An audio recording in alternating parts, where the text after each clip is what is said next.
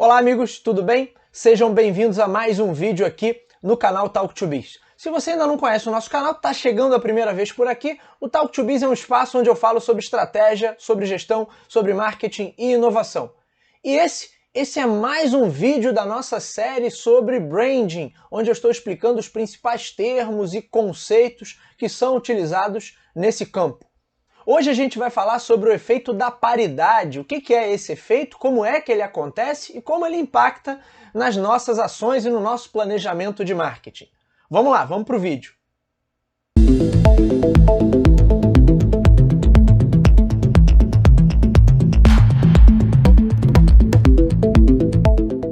A gente já comentou aqui em inúmeros episódios, em outros vídeos, sobre o efeito da hipercompetição. Depois eu vou gravar um vídeo específico sobre esse conceito de hipercompetição.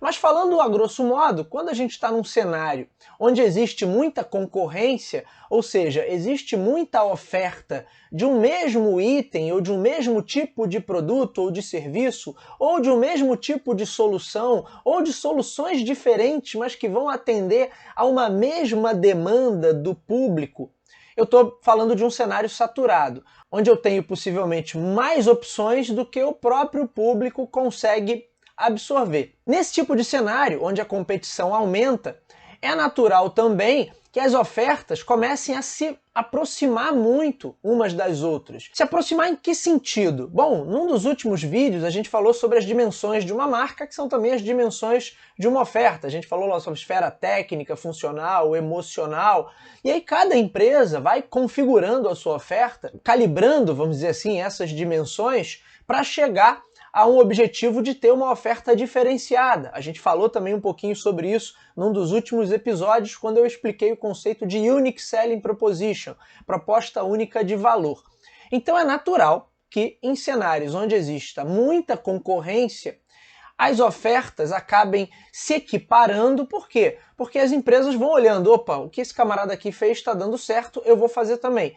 E aí o que o outro camarada está fazendo também está dando certo, e as demais empresas vão também copiar, replicar aquilo ali. Ou seja, embora as empresas tenham cada uma na sua oferta as respectivas configurações ali de componentes funcionais, técnicos e emocionais, no final das contas, como todo mundo vai olhar para as ofertas que estão tendo maior apelo junto ao público, é natural que essas ofertas sirvam de inspiração para que outras ofertas se tornem muito semelhantes a elas. E aí você vai tendo um número cada vez maior de ofertas que adota configurações muito próximas, tanto a nível técnico, funcional e também emocional.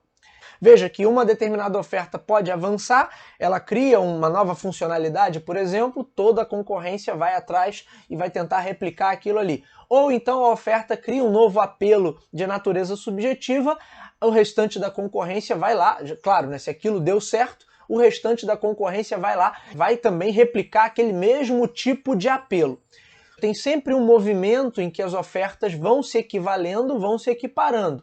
E chega a um ponto, em determinado nível de amadurecimento de um mercado, em que as ofertas sim estão muito parecidas e não tem muito mais o que se possa fazer a esse respeito, porque talvez você não tenha como avançar mais aquela tecnologia, ou não tenha como trazer muitas novidades para aquele tipo de solução, ou talvez você não tenha como inovar muito na utilização daquele tipo de produto ou na prestação daquele tipo de serviço. Chega um ponto, num nível tal de maturidade de um mercado, em que fica cada vez mais difícil você construir qualquer tipo de diferenciação. Então, apelo técnico, apelo funcional ou apelo de tecnologias específicas, mas que hoje a concorrência consegue copiar com muita facilidade.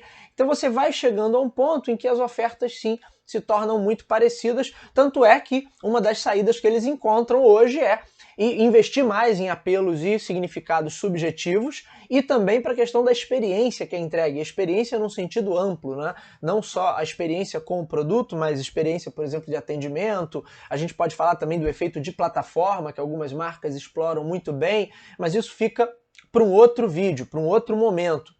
Hoje o que é importante a gente perceber é que em mercados muito competitivos, com as ofertas chegando a um nível tal de proximidade e como muitas vezes você está numa situação que é difícil dar um passo adiante porque você não tem muito mais o que desenvolver, sabe, quando um tipo de produto já foi explorado à exaustão, e aí fica cada vez mais difícil você encontrar elementos que possam servir de um diferencial.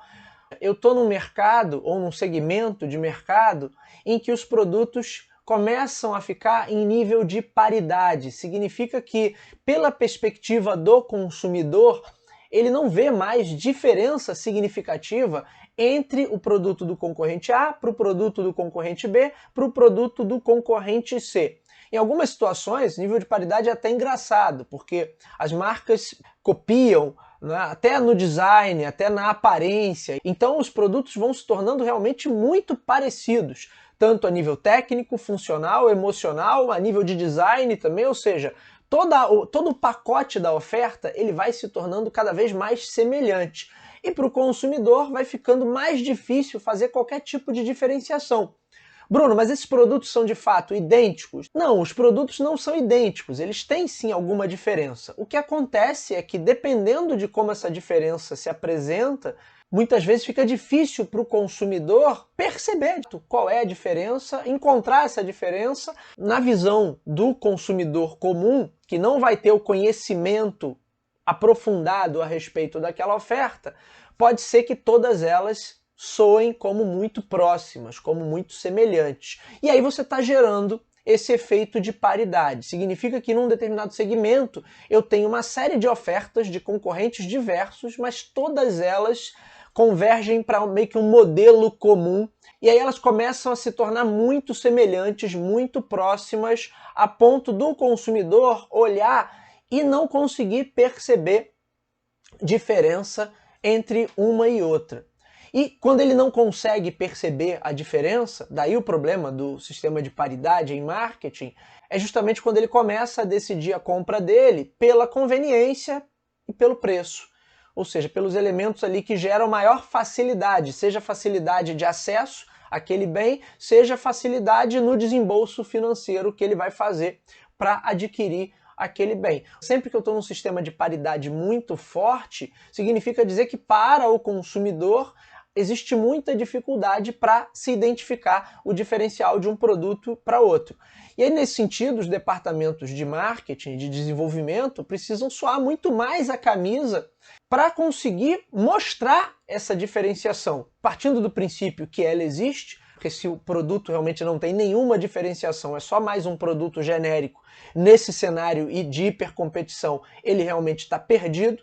Mas partindo do princípio de que a diferença existe, o departamento de marketing, a empresa, vai ter que se esforçar muito mais para conseguir gerar essa percepção do diferencial na mente dos consumidores. E para isso, a gente tem à disposição uma série de ferramentas. Eu posso estar trabalhando para reconfigurar essas dimensões da oferta, como a gente já falou. Eu posso trabalhar com base num posicionamento diferenciado. Eu posso trabalhar com base numa entrega ou numa prestação de serviço ou numa estrutura de atendimento diferenciada. Ou seja, eu vou ter que trabalhar todos esses elementos ou uma parte deles para que de fato eu consiga fazer com que o público entenda quais são as características específicas, sejam elas funcionais, técnicas ou subjetivas, da minha oferta, para que ela consiga sim se diferenciar do restante que está caindo nesse efeito de paridade. Possivelmente esse é um dos grandes desafios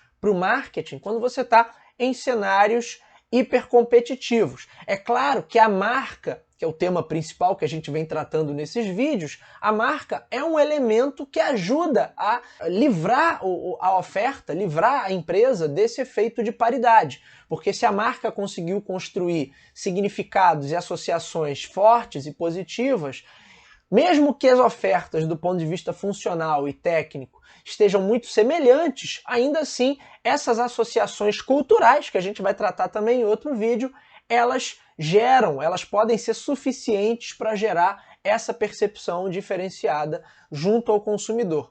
O efeito de paridade, ele acaba sendo um resultado natural de qualquer mercado que se desenvolve e amadurece. Na medida em que o mercado vai se desenvolvendo, vai amadurecendo, eu vou tendo ofertas cada vez mais e mais próximas, mais e mais semelhantes, e aí fica maior o desafio para o marketing no sentido de tentar construir diferenciais, tentar construir elementos ou tentar melhorar ainda mais a entrega para que a nossa oferta consiga sair desse efeito de paridade e novamente obter destaque. A gente não pode esquecer que quando eu tenho esse efeito de paridade prevalecendo dentro de um determinado segmento, a competição vai cair na base da conveniência e no preço. E em determinadas situações onde essa movimentação chegue ao extremo, eu posso ter realmente o efeito de deterioração desse mercado, onde uma oferta se desgasta a tal ponto que em determinado momento ninguém mais tem muito interesse por ela,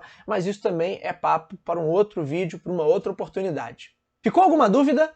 Deixe seu feedback, deixe suas perguntas, deixe sugestões de temas para os próximos vídeos e nos vemos no próximo. Até lá!